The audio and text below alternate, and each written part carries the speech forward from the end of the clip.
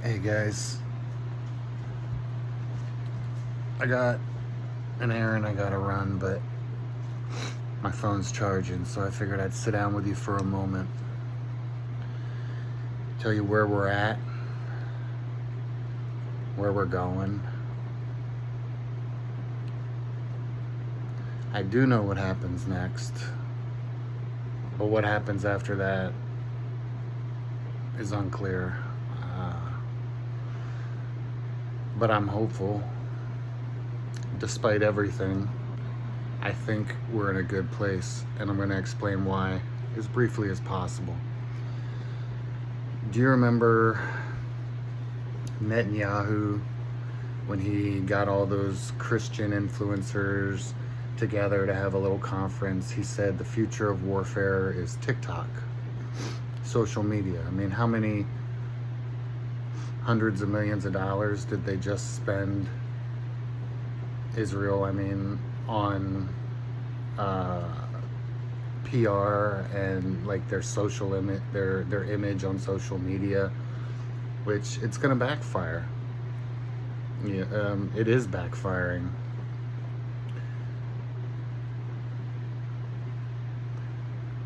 What I wanted Anonymous to become, it never did. And I don't want to take away from the people who tried because they were imprisoned for it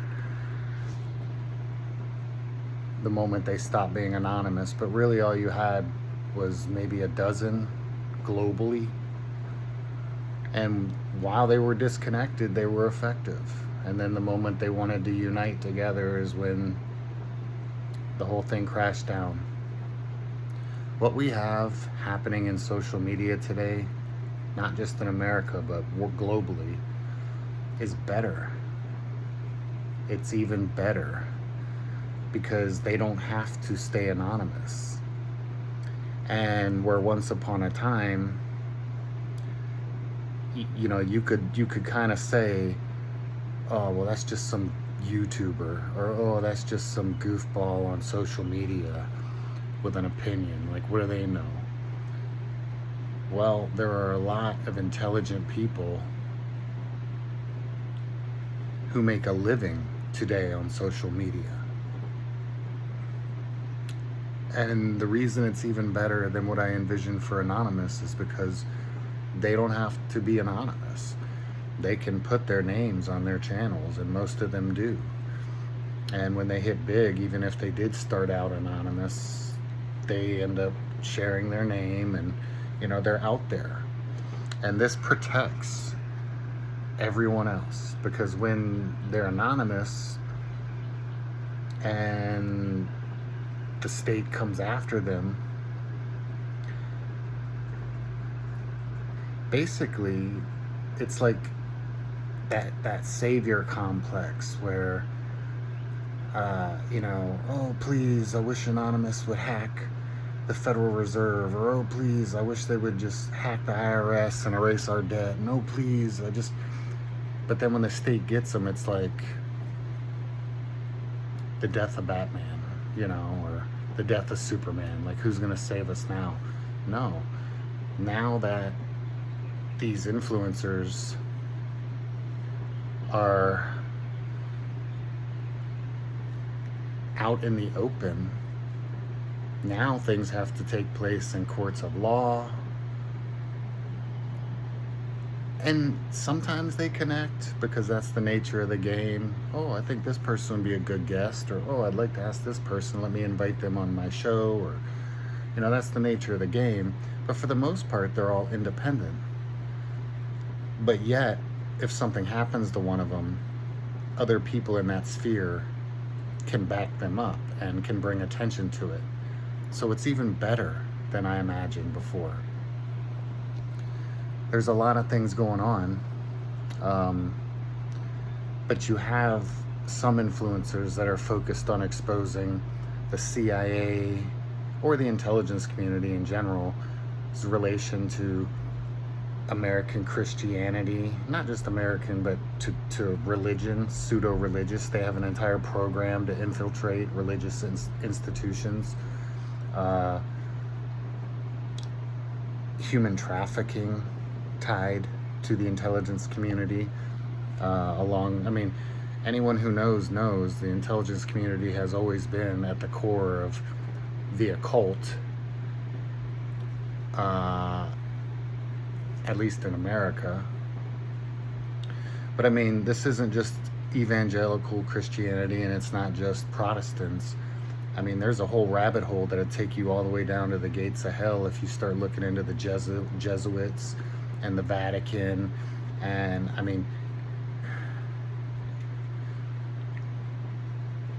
their ties to the intelligence community, human trafficking. So you have people looking into that. You have people looking into Iran. You have people looking into Russia. You have people looking into China, how they all tie in. You have people looking into these data centers and the flock cameras law enforcement's using. You have people looking into law enforcement itself, holding them accountable, bringing attention to things. So it's not just, when I was a contractor, something that became very apparent to me in a short amount of time was that you can have all the technology in the world, but if you don't have the human presence to analyze and validate or investigate that information, then it doesn't matter. That's what this AI thing with the government is about. The government doesn't have enough analysts in their intelligence agencies to surveil and control, I'm just going to say, the American people anymore. But it's not just the American people. It's over in England. Law enforcement is oversaturated as it is. We could reduce them by 75%, and all it would do is make them more honest and more humble when they're dealing with the people, right? But even as bloated as law enforcement is, they don't have enough people. That when Americans start burning down buildings in the establishment, they do not have enough people. And even if you call in the National Guard, they don't have enough people to stop and control the an enraged American public. That's what this AI push and contracts with the government is about. That's what these flock cameras that law enforcement are using is about, these data centers, so that AI can do the job that they don't have the people to do. Okay, so what I'm saying is we're in a great place despite everything going on. Oh, and please I shouldn't fail to mention, you got people looking into Epstein files, which is important. Because look, when you pull the string on the Epstein files and you pull the string on TPUSA and the connection between the CIA, pseudo-religious organizations like TPUSA, where you got a bunch of intelligence contractors and retired intelligence people who go through a program and learn all the religious speak, and then they infiltrate and become pastors, and then they guide flocks of people, right? When you start pulling that string, the entire establishment comes down. And when I mean the entire establishment, I mean the entire establishment, the intelligence community, law enforcement, all of it. The whole game comes down. If Tulsi Gabbard was smart, she would have the intelligence community turn on Trump and the establishment, or turn on Trump and this administration and everybody in the Epstein files. If she was smart, she would do that, because in doing so, she would preserve the deep state, because people would be satisfied. But the fact that she's not doing that, the entire deep state's going to burn. That's what comes next. That's why Trump is in China right now. He's selling the Americans' future to China. What you're watching and what you're witnessing right now is the transition of power between world leaders. A few years back, 2 or 3, I think.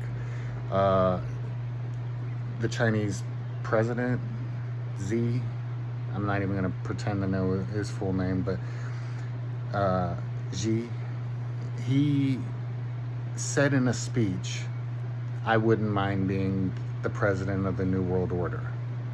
And I remember that stuck in my mind because I always knew China would end up being that. But when he said it out loud, it just stuck like a splinter in my brain and it never left me. That's what this is about. That's why Trump and his children, who are now investing in drone technology, that's why they're all there. Elon Musk with the electric cars, you know, that's why they're there. They are transitioning power. The paradigm, the whole stage is now shifting. And that's why I say, I know what comes next. The collapse of the American economy, civil unrest, the burning down of the establishment as we know it. But you have to understand, Trump and his buddies, they're globalists. They don't give a shit about Americans. They don't give a shit about America. They're globalists. All they give a shit about is their fucking profits. And as long as they can be safe and go somewhere else, hence the bunker. It's not a ballroom. Trump even said it in a speech. The ballroom is a shed for a bunker and a military data center where they can consolidate all the information. Okay, that's what this is about. It's about protecting his ass because America, he's selling America to China. Okay? 12 minutes, I'll keep it brief. There's other things I wanted to comment on, but I wanted to tell you where we're at. We're in a good place. Where we're going, it's gonna get rough. What happens next when China and Russia and really Iran, I never saw that coming, but China, Russia, and Iran, what we're seeing is a new global order where, and I don't know what that's going to look like, but I know what it's going to look like between now and then. And, you know, for the American people, I'll end with this. Not everybody has to be a social media influencer. Not everybody has to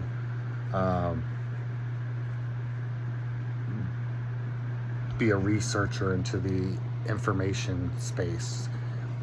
There's going to come a time in the near future, between now and 2030, there's going to come a time where we just need people to burn shit down. Where we just need people, when they see cops kidnapping and abusing someone, they just run up and beat the shit out of the cops and help that person to put the cops in their place. Like, there's gonna come a point where all Americans, no matter what you're doing, making sandwiches for people or housing and hiding, you know, we're a nation of immigrants. This whole thing is bullshit, okay?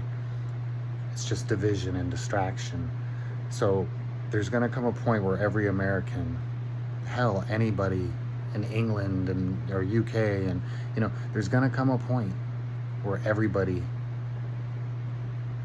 will have an opportunity to help.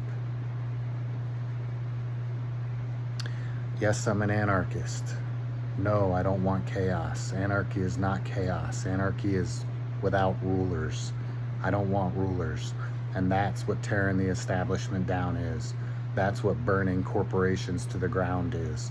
That's what exposing and chasing these fucking oligarchs and techno-oligarchs who are shoving AI and data centers down our throats, chase their asses like a mob into their fucking bunkers and burn their fucking house to the ground. Hell, cement over it, so that's their fucking tune. There's gonna come a time in the near future where everybody can do their part. And what that part is really up to you. Risk and reward, man. But you always gotta take a little bit of risk to get a little bit of a reward. I'll end with that, travelers.